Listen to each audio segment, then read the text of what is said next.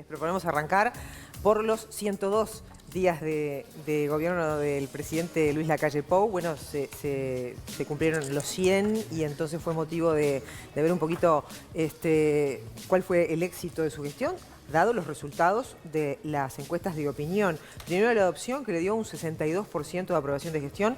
Se conoció la de equipos en las últimas horas, que le da un 63%.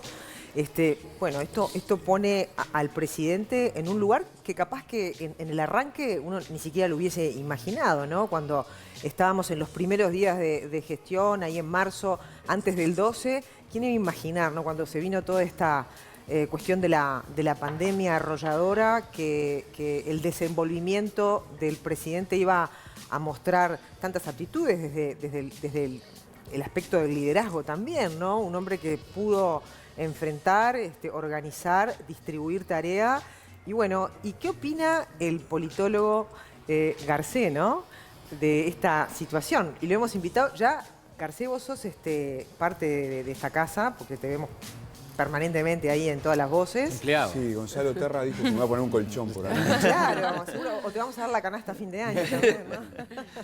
Bueno, gracias por la invitación, buen día. No, gracias. Buen día. Y lo primero es, porque vos ya escribiste y hablaste sobre esto, el efecto de la pandemia en lo que ha sido el resultado de la gestión de Lacalle, ¿no? Algo que en la previa podría haber sorprendido y sin embargo salva con buena nota en el periodo de luna de miel todavía del gobierno, ¿no? Como dijo el propio ministro de Defensa, son los primeros minutos del gobierno. Sí, yo tengo toda la impresión que el gobierno hoy está como mejor parado frente a la opinión pública, es más fuerte, tiene más autoridad, tiene más legitimidad que hace 100 días. Es decir, parece mentira, ¿no? Pero la buena gestión de la pandemia, parece mentira, quiero decir. En el medio de un desastre que un gobierno se fortalezca, no es tan obvio, ¿no? Y con capitán de un barco en una tormenta, ¿no? Claro, pero Y se ha pandemia fortalecido, ¿no? es una palabra muy grandota, ¿no? Sí. Pero ¿cuáles fueron los factores que incidieron en eso? Digo, por ahí la otra vez se mencionaba el tema de la cuarentena, que el no haber declarado la cuarentena obligatoria pudo haber incidido en una simpatía hacia la gestión del gobierno, en la demostración del liderazgo que tuvo el presidente, en el tono de las conferencias de prensa también, ¿no? En la claridad de sus conceptos. ¿Por dónde viene? Firme abajo. Totalmente de acuerdo. Hay un acierto filosófico, para llamarle de alguna manera, que es esto de navegar entre los dos extremos, ¿no? Entre el extremo argentino y el extremo brasilero, para explicarlo, ¿no? Claro. El extremo argentino es la cuarentena obligatoria, el extremo brasilero no pasa nada, somos muy fuertes, esto es una gripecita. En el medio se paró sobre todo el presidente, que como sabemos fue el que dio el tono, que dijo, un poco reverdeciendo la tradición nacionalista, para la cual la libertad es un valor clave, dijo, no, libertad, pero responsabilidad. Quédense en sus casas, y ahí es donde viene todo el gran, para mi gusto, un gran, acertadísimo operativo de comunicación, sobre todo el primer mes. Las conferencias de prensa, creo que estábamos todos frente al informativo, ¿no? A partir de las 7, día tras día, siguiendo qué pasaba con la evolución de la pandemia y escuchando las recomendaciones del gobierno. El gobierno fue muy persuasivo, ¿no? Yo vengo destacando este tiempo la figura, en ese sentido, la figura de Álvaro Delgado. Creo que nos hipnotizó. Había algo, ¿no? Había algún reloj escondido por ahí, porque creo que nos habló tanto Delgado que nos convenció a todos de quedarnos en nuestras casas por las buenas. De hecho, asoma como otra figura de liderazgo dentro del Partido Nacional. Sí, ha jugado un papel. Los que hacen opinión pública, Rafael Porcecanqui y los demás colegas dicen, hay varias figuras del gobierno que se destacaron en este tiempo y suelen mencionar, además del presidente, a Álvaro Delgado y a Ernesto Talvi, ¿no? Al canciller. Claro. ¿Cómo o qué dificultad presentó o si fue complicada la articulación con los ministros que no eran del Partido Nacional? Por ejemplo, el ministro de Salud, ¿no? Que en un momento también tuvo algunas apariciones comunicativas que no fueron tan acertadas, luego quedó a un segundo plano. Sí, claro, no es un político profesional Salinas, ¿no? Es un médico. Claro.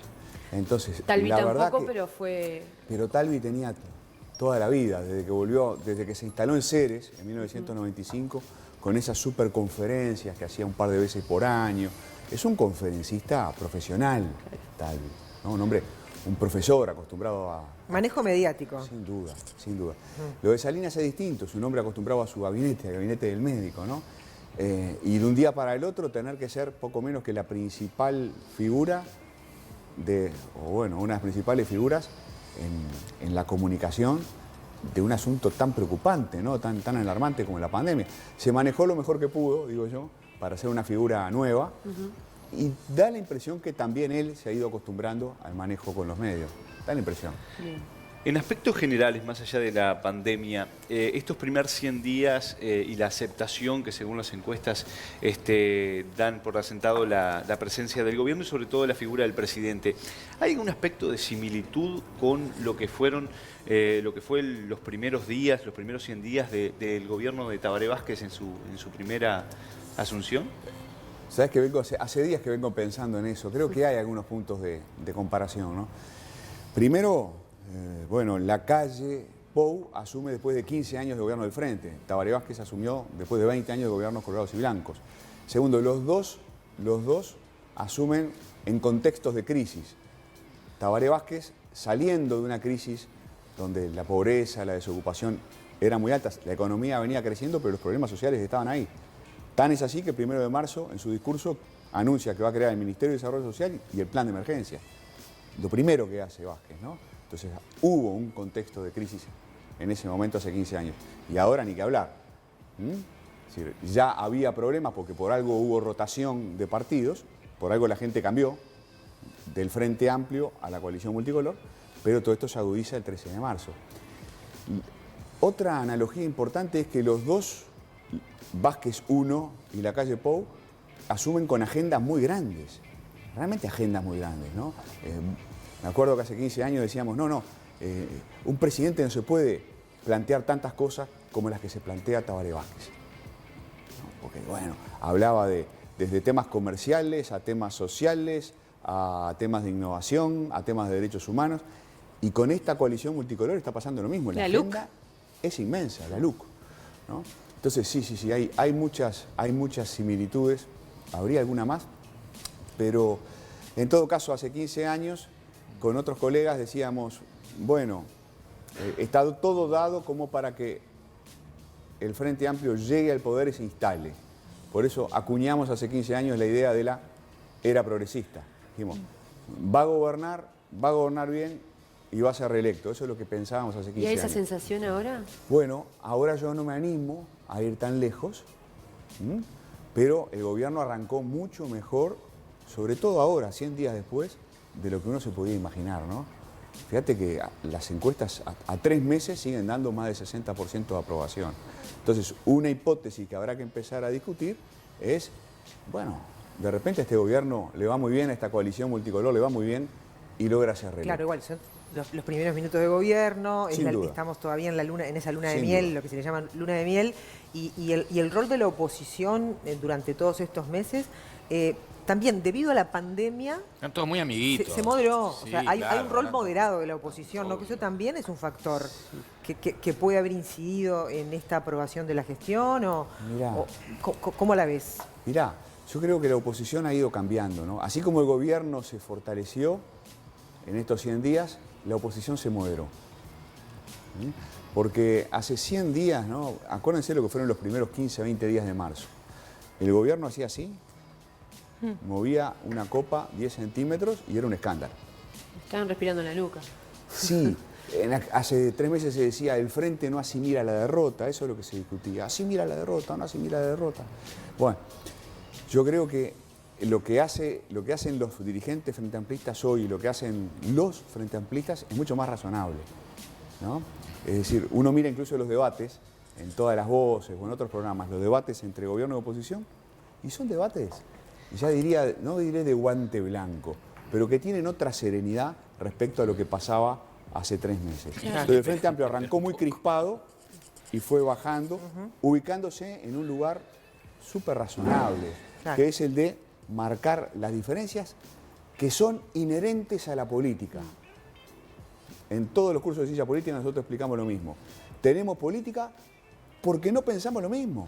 Es la cosa más natural del mundo no pensar lo mismo. Solo que tenemos que tramitar nuestras diferencias Ahora, civilizadamente. un matiz, discúlpeme chicos, yo sé que quieren preguntar. La visita de Lacalle a Vázquez, ¿ah? Después que vino de Rivera la segunda vez. ¿Vos cómo lo observás desde la politología? ¿Como una estrategia política o como realmente la voluntad de unir fuerzas en un momento difícil para el Uruguay? ¿Viste? Los politólogos tenemos la tentación de tratar de adivinar por qué los políticos hacen lo que hacen, ¿no? Y a veces especulamos sin mucho fundamento sobre razones. Yo solo te puedo decir que yo espero que no sea un mero cálculo, y que sea fruto de la conciencia, de la comprensión de que es importantísimo que los grandes líderes de este país den ese tipo de señales. Porque si los líderes no dan señales de poder sentarse a conversar, de no poder darse el brazo para caminar juntos en momentos difíciles, ¿qué podemos esperar de nosotros los ciudadanos? ¿Qué podemos esperar de las redes sociales después? Que deliran, ¿no? Llenas de insultos. Esa famosa grieta. Pero por favor, por supuesto que precisamos que los grandes dirigentes de este país den señales de civilidad. Y yo la quiero ver, esa reunión la quiero colocar en ese contexto. Sobre redes te quería puntualizar. ¿Cómo ves que a diario se viralicen videos de los parlamentarios en las discusiones, en sus horas previas? ¿Aporta la interacción en Twitter, sobre todo, entre políticos, y aporta que tengamos el acceso constante a estos videos, a estas transmisiones de lo que está pasando adentro del Parlamento? Y para mí sí, para mí aporta. Todo lo que sea información, cuanto más informados estemos los ciudadanos de lo que pasa en el Parlamento, mucho mejor, ¿no? A veces los parlamentarios se olvidan de que hay gente filmando. El otro día circuló, todos lo vimos, el video de Sartori paseándose por el Senado, ¿no? Sí. El senador Sartori paseándose por el Senado mostrando algún chiste en el celular. Está bien. Creo que todos en algún momento del día, en nuestros trabajos, compartimos chistes con los amigos, ¿no? Sí, pero es un servidor público, ¿viste? Claro. Pero la verdad que es muy importante. Son 30 senadores solo, más la vicepresidenta. Son de las personas más importantes de este país. Es importantísimo que cuiden la forma. Sí, ¿cómo incide el comportamiento del parlamentario en el sistema político, en la opinión pública? Muchos colegas de muchos años, algunos jubilados, nos decían no es lo mismo un debate en aquellos años que ahora. Y ahí te hablan del tema de la formación de los parlamentarios, te habla del contenido de discusión. ¿Cómo está incidiendo esta nueva generación hacia afuera, digamos, y lo que representa cada uno de los partidos? Mirá, no lo sabemos bien, ¿no? Yo he escuchado también esos relatos, ¿no? A los parlamentarios de antes. Déjenme decir que yo me quedo con la política de ahora. Para mí la política después de la dictadura es mejor que la política previa. Porque por algo terminamos en una dictadura. Claro. Había algo que no se hacía bien. Grandes parlamentarios con gran capacidad para hacer enormes discursos y terminamos en una dictadura. Pero yo me quedo con esta política uruguaya después del 85, que yo creo que aprendió mucho.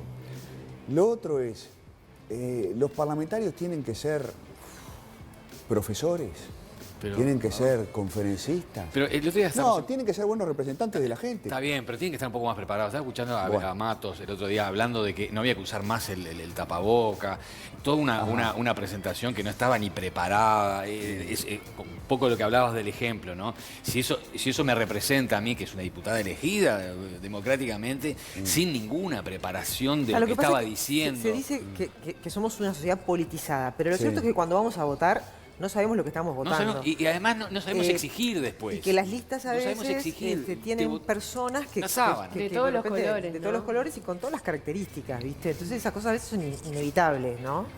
No, pero hablando justamente del ejemplo, que está el Ministerio de Salud Pública está bregando porque se use tapaboca, y aparece una legisladora diciendo que no se use. Que y en otro ejemplo, ayer se discutió en el Parlamento el chiste de Rafa Cotelo, y ahí también hay que el chiste de Rafa Cotelo, bueno, que hirió muchísima gente, ¿no? Pero también capaz que puedo unir a lo que dice Fablet. Todos los temas se pueden tratar en el Parlamento. ¿Cuál es la línea, esa delgada línea? Che, son demasiadas preguntas para las 8:15 de la mañana. Queremos saber sabido todo. no venía. Hacemos así, se fue, no está Sí, mal. para mi gusto se tiene que hablar en el Parlamento de todo. El Parlamento es la casa de todos, es la caja de resonancia de nuestras preocupaciones y de nuestros anhelos, y entonces claro que se tiene que hablar de todo. Pero bueno, probablemente, como decís vos, ¿no? Hay maneras y maneras de hablar, o sin probablemente. Hay maneras y maneras de discutir, ¿no? Hay que prepararse un poquito. Pero mira, déjame compartir una cosa una charla privada hace muchos años con un amigo uruguayo, historiador económico que trabaja en Suecia, ¿no? Y con el que hablamos 2x3 sobre comparando Suecia con Uruguay, ¿no? Y él me decía, se llama Andrés Rivarola, es un buen amigo, me decía, no te vayas a creer que acá en Suecia los parlamentarios son todos doctores en algo, ¿no? Catedráticos, no. Los parlamentarios suecos son como los nuestros. O sea, es gente cuyo mérito es haber contado con el apoyo popular. En todo caso, la diferencia Suecia la hace en que hay mejores asesorías parlamentarias, claro, hay mejores puentes con el mundo de la ciencia, como estamos viendo ahora, que hay un lindo puente con el mundo de la ciencia. Que ojalá quede eso. ¿No? Pero no tanto con el perfil académico o profesional, porque lo que tiene que tener el parlamentario es capacidad de representación, capacidad de vibrar con la ciudadanía. Eso es lo primero. Y escucha atenta, y para eso también se necesita una ciudadanía despierta a exigir, que a veces nos cuesta un poco a los ¿Quién ciudadanos. exige? Maggie, nadie. Por eso, la sociedad civil Bueno, se junta, pero a veces falta un poco de fuerza. La ciudadanía tiene que exigir. Tenemos, por eso el rol de la información es clave, ¿no? Tenemos como ciudadanos que estar bien informados para poder exigir, para poder premiar, para poder castigar. Y miren, y tenemos una herramienta mágica que es la competencia política. Cuando estamos conformes votamos lo mismo, cuando estamos desconformes podemos cambiar. Claro. La última, a la luz de las municipales que se vienen dentro de poquito y con los resultados sobre la mesa de lo que es la aprobación de gestión del presidente Vázquez, ¿qué tanto puede, digamos, incidir en los números de Laura Raffo, no? Claro. Es muy temprano todavía, hay una diferencia importante entre Martínez y Raffo, pero digo, ¿puede contaminar positivamente el éxito de la gestión en una campaña electoral municipal? Históricamente las elecciones están vinculadas. Hace 20 y pico de años hicimos una reforma constitucional para separarlas un poco, ¿no? Para que lo departamental, ahora también municipal, y lo nacional fueran elecciones distintas. Pero siguen estando muy conectadas. Estamos en plena luna de miel. Al gobierno le está yendo muy bien. Ha mostrado mucha competencia técnica y mucha sensibilidad, mucho sentido común, ¿no? Entonces, ese clima, ¿y cómo no va a beneficiar a Laura Raffo? De alguna manera debería beneficiarla. Yo hace 3 meses pensaba que era imposible, prácticamente, que Laura Raffo pudiera ser electa intendente. Hoy creo que es posible, no es el escenario más probable, pero creo que es posible, como me han enseñado mis colegas, desde Luis Eduardo González a Nacho Suárez, las campañas electorales pueden ser muy importantes y yo creo que esta campaña en Montevideo va a ser especialmente importante. Sí. Adolfo, muchas gracias por venir esta mañana. Sí, no vengo nunca más, ¿sabes? No, la idea es que sigas viniendo. Vamos a invitarlo con algo, ¿qué tomas? No, un placer, ¿eh? Nos Gracias. vemos. No, la verdad que sí. Bueno, ahí está, estuvo buenísimo pensar un poco qué está dejando estos primeros 102 días de gobierno y también el rol del Parlamento, el rol de la oposición. Dará para otra charla, porque me quedé pensando, ¿qué pasa cuando todo esto termine? Y la gente va a exigir y va a poner el foco en el tema de la seguridad, que era como el bastión de este gobierno. Trabajo, seguridad, y las cifras de la inseguridad van creciendo, está complejo en nuestra sociedad. Bueno, ¿qué va a pasar cuando todo esto pase, cuando la pandemia ya se resuelva un poco más?